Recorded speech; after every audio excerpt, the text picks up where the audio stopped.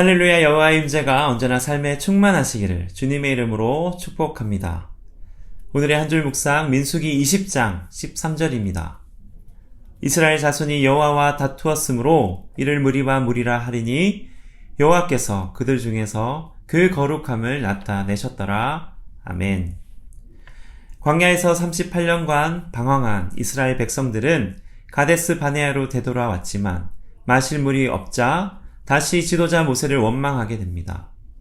출애굽 당시의 1세대들은 40년의 광야 생활에서 거의 죽었고 이제 새로운 광야 2세대가 그 뒤를 이어 가나안 땅을 밟게 될 것입니다. 가데스 근방에 이르렀을 때 백성들은 그 앞 세대가 그랬던 것처럼 물이 없음으로 인해 모세를 원망했고 모세는 백성들의 믿음 없음과 원망을 듣고 크게 분노합니다. 원망으로 가득 찬 백성들의 입에서 하지 말아야 하는 말을 내뱉습니다.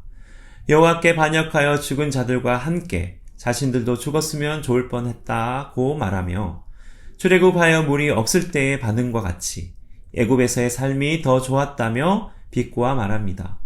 사람도 쉽게 바뀌지 않지만 죄의 습성 또한 쉽게 바뀌지 않습니다. 상황과 환경이 좋을 때는 하나님의 은혜가 크게 보이지만 우리의 삶에 조금의 시련과 어려움이 닥칠 때면 자신의 결핍만 보이게 됩니다. 4절에서 5절입니다. 너희가 어찌하여 여호와의 회중이 광야로 인도하여 우리와 우리 짐승이 다 여기서 죽게 하느냐? 너희가 어찌하여 우리를 애굽에서 나오게 하여 이 나쁜 곳으로 인도하였느냐? 이곳에는 파종할 곳이 없고 무화과도 없고 포도도 없고 석류도 없고 마실 물도 없도다. 아멘. 지도자 모세는 그동안 수많은 역경과 어려움 속에서도 하나님의 은혜를 구하며 지도자로서 지혜로운 상황 판단과 결정을 하였습니다. 그러나 40년이 가까이 지난 지금에도 여전히 불평을 쏟아내며 하나님과 자신을 원망하며 믿음 없는 백성들을 보며 분노하게 됩니다. 여호와께서 모세에게 반석을 향하여 명령하라고 말씀하셨지만 모세는 지팡이로 반석을 2번이나 쳤고 하나님께서 기적을 행하셨음에도 모세는 우리가 너희를 위하여 이 반석에서 물을 내랴 라고 하며 하나님의 영광을 드러내지 못합니다. 이로 인해 모세는 광야 1세대와 운명을 같이하며 약속의 땅을 밟지 못하게 됩니다. 모세에게 너무 가혹한 벌이 아닌가 생각할 수 있지만 모세는 하나님께서 세우신 이스라엘 백성의 지도자였고 백성들이 모두 보는 앞에서 하나님의 말씀에 불순종하며 하나님의 명예를 실추시켰습니다. 12절입니다. 여호와께서 모세와 아론에게 이르시되 너희가 나를 믿지 아니하고 이스라엘 자손의 목전에서 내 거룩함을 나타내지 아니한 고로 너희는 이 회중을 내가 그들에게 준 땅으로 인도하여 드리지 못하리라 하시니라.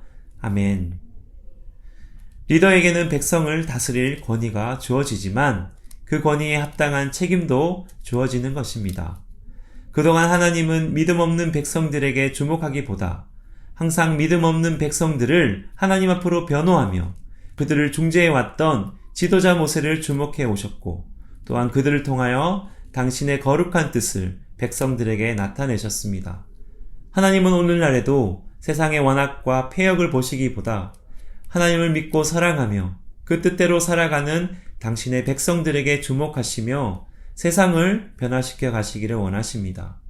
세상의 원망의 메시지에 반응하지 않고 하나님의 말씀하심에 반응하고 끝까지 순종하시는 복된 하루, 복된 성도님 되시기를 주님의 이름으로 축복합니다. 기도하시겠습니다.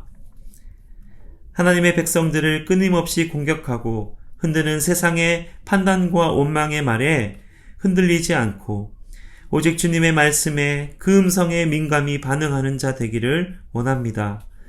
그리하여 하나님의 거룩함을 드러내며 승리하는 주님의 백성 되게 하옵소서. 예수님의 이름으로 기도드립니다. 아멘.